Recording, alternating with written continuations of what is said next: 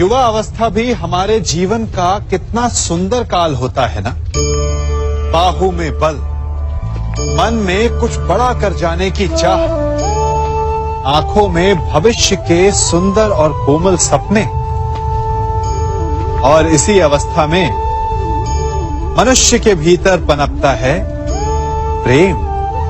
किसी को देखकर उस पर मन मोहित हो जाता है और फिर मनुष्य अपना सब कुछ उस पर न्यौछावर कर देना चाहता है। फिर प्रेम की परिणति होती है विवाह में।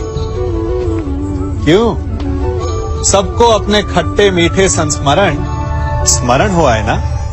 परंतु यहीं से अधिकतर माता पिता और संतान के मध्य विचारों का विरोध प्रारंभ हो जाता है। संतान को लगता है कि उसका चुना जीवन साथी ही उसके लिए उपयुक्त है और माता पिता को लगता है कि संतान अनजाने में भूल कर रही है। संतान का तर्क होता है कि उसे विवाह किससे करना है, ये उसका अधिकार है। और माता पिता का तर्क ये होता है कि अब भी जीवन साथी चुनने की समझ संतान में है ही नहीं। तो इस अवरोध को काटा कैसे जाए, उचित निर्णय कैसे लिया जाए? इसका एक ही मार्ग है, अपने उत्तरदायित्व का भान और अपनों से बड़ों के मापदंडों का भान।